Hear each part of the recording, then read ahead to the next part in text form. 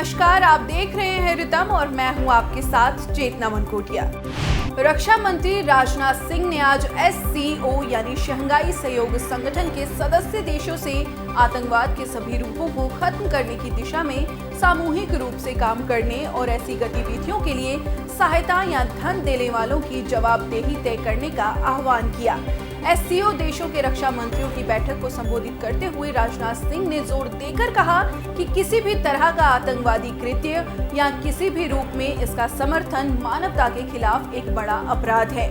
साथ ही रक्षा मंत्री ने कहा कि अगर हम SCO को मजबूत और अधिक विश्वसनीय अंतर्राष्ट्रीय समूह बनाना चाहते हैं तो हमारी सर्वोच्च प्राथमिकता आतंकवाद से प्रभावी ढंग से निपटना होना चाहिए। नई दिल्ली में हुई SCO की इस बैठक में चीन, रूस, Iran, Belarus, Kazakhstan, Uzbekistan, Kyrgyzstan और तजाकिस्तान के रक्षा मंत्री मौजूद थे।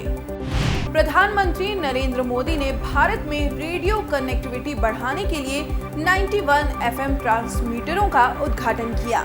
इससे 18 राज्यों और 2 केंद्र शासित प्रदेशों के 84 जिलों को फायदा मिलेगा। इससे सीमावर्ती क्षेत्रों और आकांक्षी जिलों में FM रेडियो संपर्क को बढ़ावा मिलेगा। इस दौरान PM ने कहा कि आज ऑल इंडिया रेडियो की FM सेवा का ये विस्तार ऑल इंडिया FM बनने की दिशा में एक महत्वपूर्ण कदम है। साथ ही PM ने कहा कि बीते वर्षों में देश में जो तकनीकी क्रांति हुई है उसने रेडियो और विशेषकर FM को नए अवतार में गढ़ा है। इंटरनेट के कारण रेडियो पिछड़ा नहीं बल्कि ऑनलाइन FM और पॉडकास्ट के जरिए इनोवेटिव तरीकों से सामने आया है। केंद्रीय मंत्री अमित शाह आगामी विधानसभा चुनावों को लेकर आज कर्नाटक दौरे पर पहुंचे। अमित शाह ने धारवाड़ के नवलगुंद विधानसभा में जनसभा को संबोधित करते हुए कांग्रेस पर जमकर हमला बोला। शाह ने कहा कि कांग्रेस अध्यक्ष खड़गे मोदी जी पर अपमानित करने वाली टिप्पणी करते हैं। कभी ये कांग्रेस वाले कहते हैं कि मोदी तेरी कब्र खुदेगी और सोनिया गांधी कहती हैं मौत का सौदागर। अमित शाह ने कहा कि कांग्रेस वालों की मति मारी गई है। वह मोदी जी को जितनी गाली देंगे कमल उतने ही अच्छे से खिलेगा। शाह ने कहा कि विपक्ष कहता है कि धारा 370 मत हटाइए वरना कश्मीर में खून की नदियां बह जाएंगी। धारा 370 हट गई, खून की नदियां तो छोड़िए किसी की कंकड़ चलाने की भी हिम्मत नहीं हुई। पश्चिम बंगाल में लगातार बिगड़ती कानून व्यवस्था, हत्या और दुष्कर्म की घटनाओं के विरोध में बीजेपी ने आज बंद बुलाया। बंगाल के उत्तर क्षेत्र से जुड़े सिलीगुड़ी, जलपाईगुड़ी, रायगंज, कालियागंज, तूफानगंज, बलरामपुर, कूच बिहार सहित दर्जनों शहरों में बंद का व्यापक असर देखने को मिला, जहां बंद के चलते दुकानें और बाजार पूरी तरह से बंद रहे। वहीं बंगाल के उत्तरी हिस्से में जगह जगह लोग सड़कों पर उतरे।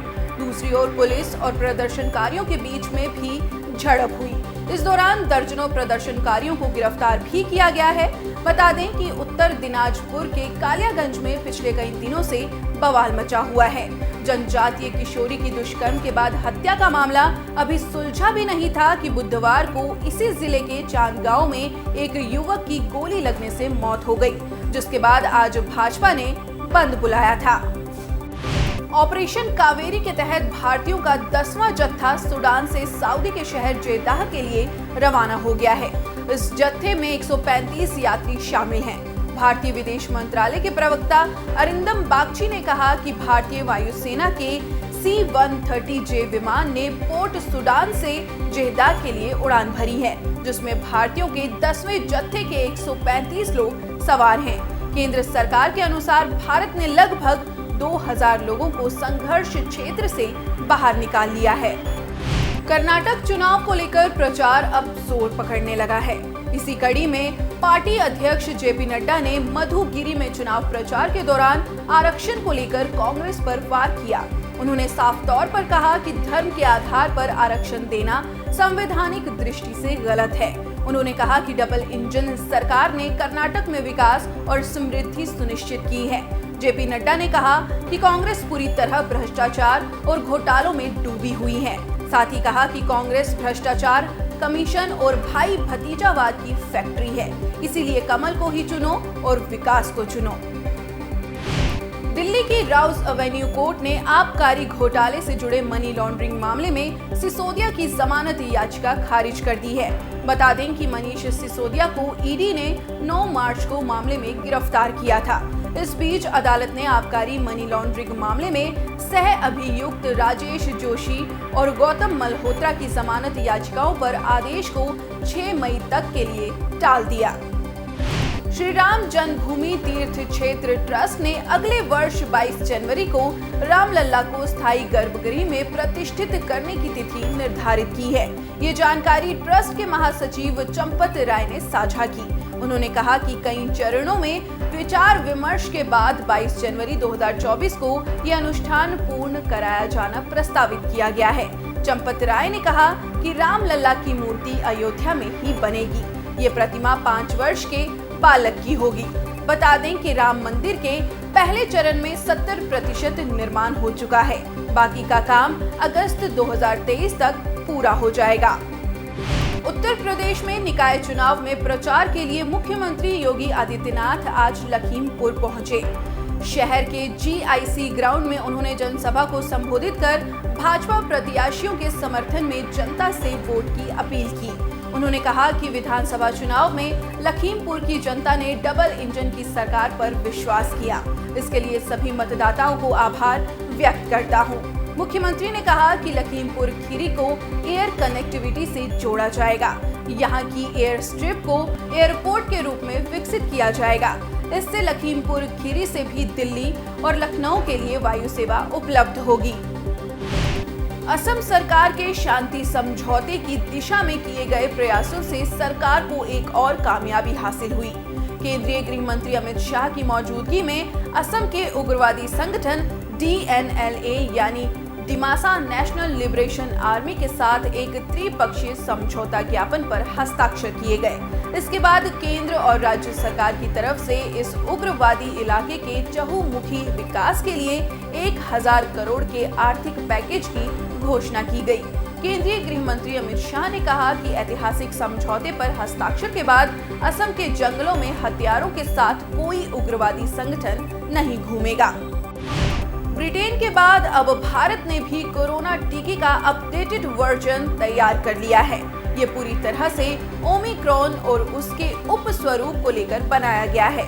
केंद्रीय औषधि मानक नियंत्रण संगठन के अनुसार जोनेवा बायोफार्मास्यूटिकल कंपनी ने ओमिक्रॉन और उसके उपस्वरूप BA.1 को लेकर एक अपडेट टीका mRNA तकनीक के जरिए तैयार किया है, जिसकी एक खुराक लेने से पर्याप्त एंटीबॉडी विकसित हो सकती है।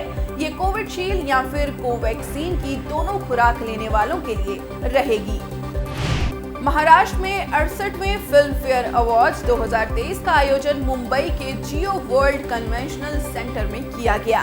इस फिल्म फेयर अवार्ड समारोह में वर्ष 2022 में रिलीज हुई फिल्मों और उन फिल्मों से जुड़े कलाकारों को उनके बेहतर प्रदर्शन के लिए फिल्म फेयर अवार्ड दिया गया। फिल्म फेयर अवार्ड की लिस्ट के अनुसार बेस्ट फिल्म गंगूबाई काठियावाड़ी को तो बेस्ट क्रिटिक्स फिल्म का अवार्ड बधाई 2 को मिला है। वहीं बधाई 2 फिल्म में लीड रोल निभाने वाले राजकुमार राव को बेस्ट एक्टर का अवार्ड मिला है, जबकि गंगूबाई काठियावाड़ी में अपनी एक्टिंग की छाप छोड़ने वाली आलिया भट्ट को बेस्ट एक्ट्रेस का अवार्ड दिया गया है। जनता दल यूनाइटेड यानी JDU के पूर्व राष्ट्रीय प्रवक्ता डॉक्टर अजय आलोक आज भाजपा में शामिल हो गए। वे JDU में लंबे समय तक प्रवक्ता रहे हैं। आज दिल्ली के बीजेपी मुख्यालय में केंद्रीय मंत्री अश्विनी वैष्णव ने उन्हें बीजेपी की सदस्यता दिलाई। उन्होंने कहा कि आज का दिन मेरे लिए खास है। भाजपा में आकर मुझे ऐसा लग रहा है कि मैं अपने परिवार में ही आया हूँ। साथ ही कहा कि इस परिवार के मुखिया मोदी जी हैं। मोदी जी की सोच को आगे बढ़ाने की कोशिश करूंगा। कांग्रेस अध्यक्ष मल्लिकार्जुन खड़गे की PM नरेंद्र मोदी पर आपत्तिजनक टिप्पणी से उपजे विवाद के बाद बीजेपी ने गांधी परिवार पर निशाना साधा। बीजेपी के प्रभारी और केंद्रीय मंत्री धर्मेंद्र प्रधान ने कहा कि बीजेपी को खड़गे जैसे वरिष्ठ और अनुभवी नेता से ऐसी असंसदीय और अवांछनीय टिप्पणियों की उम्मीद नहीं थी। प्रधान ने कहा कि PM ने हमेशा मल्लिकार्जुन खड़गे को व्यक्तिगत और सार्वजनिक रूप से काफी सम्मान दिया है। साथ ही कहा कि वे जरूर किसी मजबूरी में होंगे। उन्होंने अपने राजनीतिक आकाओं को खुश करने के लिए ऐसा बयान दिया होगा। देश में कोरोना मामलों में उतार चढ़ाव लगातार जारी है। स्वास्थ्य मंत्रालय ने बताया कि बीते 24 घंटे में कोरोना के मामलों में कुछ कमी देखने को मिली है। मंत्रालय के अनुसार भारत में बीते 24 घंटे में कोरोना वायरस के 7,533 नए मामले दर्ज किए गए हैं, तो वहीं बीते 24 घंटे में 44 मरीजों ने संक्रमण से दम तोड़ा है। बता दें कि एक दिन पहले कोरोना के कुल 9,355 मामले दर्ज किए गए हैं। उत्तर प्रदेश के कानपुर शहर के बजरिया, बेगमपुरवा और जाजमऊ सहित विभिन्न इलाकों में ईद के मौके पर बिना अनुमति के ईदगाह के बाहर नमाज पढ़ी गई। ईद के मौके पर सड़क पर नमाज अदा करने के आरोप में लगभग 2,000 लोगों के खिलाफ 3 अलग अलग प्राथमिकी दर्ज की गई हैं। पुलिस के अनुसार इन मामलों में अभी किसी को गिरफ्तार नहीं किया गया है। पंजाब के गुरदासपुर सेक्टर में पाकिस्तान की ओर से प्रवेश कर रहे एक ड्रोन को सैनिकों ने फायरिंग कर सीमा पार करने से रोक लिया, जिसके बाद ड्रोन पाकिस्तान लौट गया। बीएसएफ पंजाब फ्रंटियर ने बताया कि गुरुवार रात को करीब 2 बजे भारतीय सीमा में दाखिल हो रहे पाकिस्तानी ड्रोन पर 100 से ज्यादा गोलियां दागी गईं और ड्रोन वापस लौट गया, जिसके बाद से जवानों द्वारा लगातार संयुक्त रूप से तलाशी अभियान चलाया जा रहा है। वर्ष 2015 के अप्रैल माह में लॉन्च प्रधानमंत्री मुद्रा योजना के तहत पिछले वित्त वर्ष 2022-23 तक 22.86 लाख करोड़ रुपए के लोन वितरित किए जा चुके हैं। एसबीआई की रिपोर्ट के अनुसार मुद्रा लोन के तहत पिछले वित्त वर्ष 2022-23 में 4.5 लाख करोड़ रुपए का वितरण किया गया।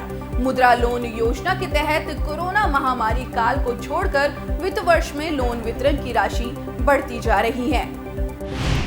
पेटेंट को लेकर भारत के कदम भी तेजी से आगे बढ़ रहे हैं। टेक्नोलॉजी के क्षेत्र में काम करने वाली एक एनजीओ नेस्कॉम की रिपोर्ट के अनुसार उभरती प्रौद्योगिकियों में पेटेंट फाइलिंग भारत में गति प्राप्त कर रहा है।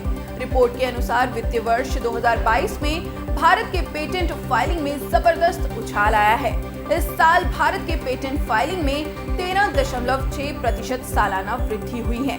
नेस्कॉम की इस रिपोर्ट का title unpacking ideas IP ecosystem for an innovation led future है। रिपोर्ट में कहा गया है कि वित्त वर्ष 2021 में 41.6% की तुलना में 2022 में घरेलू पेटेंट फाइलिंग की हिस्सेदारी बढ़कर 44.4% हो गई है। पाकिस्तान के मानवाधिकार आयोग ने वर्ष 2022 से जुड़ी अपनी प्रमुख सालाना state of human rights report जारी की है। इसमें उन्होंने बीते वर्ष पाकिस्तान में अल्पसंख्यकों के हनन, महिलाओं के खिलाफ हिंसा के साथ राजनीतिक और आर्थिक उथल-पुथल पर चिंता जताई है। रिपोर्ट में कहा गया है कि पाकिस्तान में अल्पसंख्यक अहमदिया मुस्लिमों पर खतरा कम नहीं हुआ है। अहमदिया समुदाय के कई पूजा स्थलों समेत करीब 90 कब्रों को बर्बाद कर दिया गया। वहीं 4,226 औरतों के साथ दुष्कर्म के भी मामले सामने आए हैं। रिपोर्ट के अनुसार इस वर्ष आतंकी घटनाओं से सबसे ज्यादा मौत 533 हुई हैं। ये आंकड़े बीते 5 सालों में सबसे अधिक बढ़े हैं।